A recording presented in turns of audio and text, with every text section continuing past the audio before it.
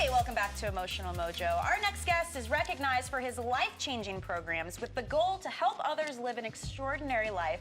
Welcome personal growth expert and life strategist, Gary Coxe. Welcome, Gary. Hello, ladies. We're so Lovely happy company you're I have here. today. I'm glad to be here. Let's jump right to the good Let's stuff. do it. Tell us about what you do. How do you help others live an extraordinary life? Well, so much of it is thought process. You know, we've been through so many things in our life, and what I show people how to do is to eliminate or get rid of the emotional pain that they have so they can be more free and have a happier, more successful life, whether it be in a relationship. Get out of your own way. Yeah. Absolutely. You make it sound easy. I know. Yeah. I'm all about the thought process, so you have It's to a head tell us game. what that means. Yeah, Well, yeah. and you've got some clout behind it because you have your own story. I mean, I you do. first started your first business. You were 11 years old, 11 and by the years time old. you were 17, this guy was making six figures. Yes, I At was. 17, I mean, what was your formula for success, especially at such a young age? Well, you know, one of the things I knew, I was very fortunate when I was younger to hang around very successful people, and I could see their mentality was different. And one of the things that they had in common, which when somebody's not successful don't have in common, but they were very hardworking people and they took risks.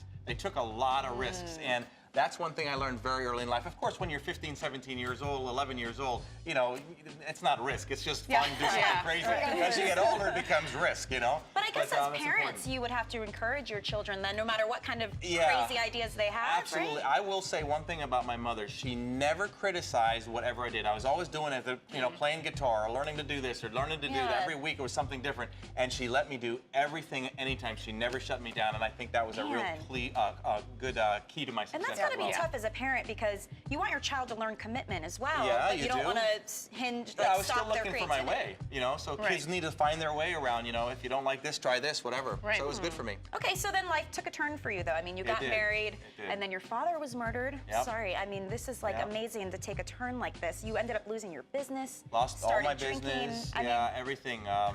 Father was murdered, grandfather and stepfather had cancer, uncle killed in a plane crash. my I mean, the list goes gosh. on and on. All this by the time I was 21 years of age. but you had this never give up I do. attitude I do. that you use I do. now. Yeah. So how did that apply there? Well, again, that's mindset, you know? And when you have a choice, whatever happens to you, I mean, everything that you've ever experienced from the day you were born to this very moment creates who we are today, and we have a choice, and we can either allow it to just ruin our life or we can really learn from it. I know it sounds easy, but when something really negative has happened to us, we've got to learn how can we really look at it in a different way so we go forward, not backwards. And Gary, it's I have so to easy to go backwards. jump in here because Michelle, you know, we talk about this all the time. We talk about reframing, and so it sounds like that's what you're saying, learning to take a negative and reframe it into a positive. Yeah, but you just can't say, well, look at it this way, because if you don't know how to do that, then it's just like words, you know, well, you know, this happened to me, look at it this way, it's not happening, nothing's changing. And that's the whole idea, is we've got to change the emotion, and unfortunately, too often we're a slave of our feelings, not a leader of them. We have to learn to lead our feelings, not be a slave of them.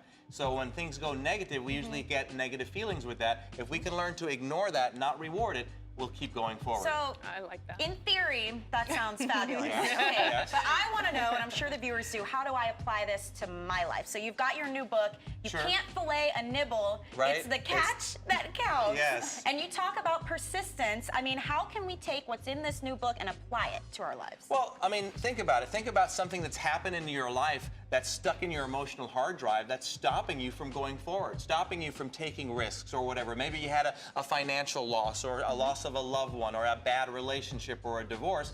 And if you buy into that and you keep reliving that story, what happens? We stay there. We don't go forward. We play the victim. And you get depressed, Absolutely. and it just snowballs And then from we there. start rewarding those negative emotions and feelings. So if people can become a little bit more consciously aware of how they feel and what's going on and learn to ignore it. Now, the reason it's hard for us to ignore our feelings is because we've been rightfully programmed as a young child to be a slave to them, you know? So when we're told, you know, we're told not to lie, right? So if you do something opposite of how you feel like you're what? You feel like you're lying.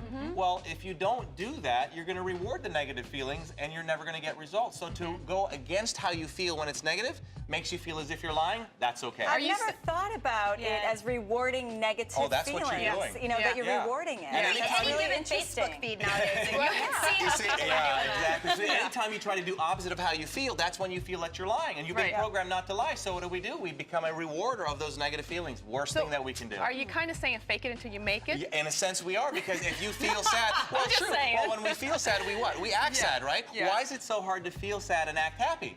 because we're doing something opposite of how we Right. feel. There's so we an have to incongruence fake it. there, right? Absolutely. So Yeah. you have Sure. these 5 tips for the catch, and Yeah. there are 5 of them which we can show, but one of the ones I really want to touch on is the first one that says to have the guts of a burglar. Right. What does that What mean? does that mean? Yeah, this book focuses a lot for like people in sales. A lot of people are doing a lot of network marketing and getting into sales and business. But you think of a burglar, they don't care. They don't care about the risk. They just go in and just do it. Well, they don't Go care if big. you're home or Yeah. whatever. Yeah, go big or go home, right? And we have to do that in life. We do that as little kids, but as we get older, we start thinking, well, what are they going to be thinking about me if I do this? Yeah. And we Right, have you all start that thinking junk. about all the consequences All that of junk, what you're doing. exactly. Just you got to go do it, man. Well, it sounds awesome. I can't wait. The book is available now online, okay? It's called You Can't Fillet a Nibble, It's the Catch That Counts. Check it out, guys. And I know you mentioned it's for sales, but honestly, we're all selling ourselves Absolutely. every minute of every day. Yeah, We're you all are. personal brands. And So. it'll just show you how to just keep going no matter what happens, man. You got Love to keep it. rolling. Take some risks.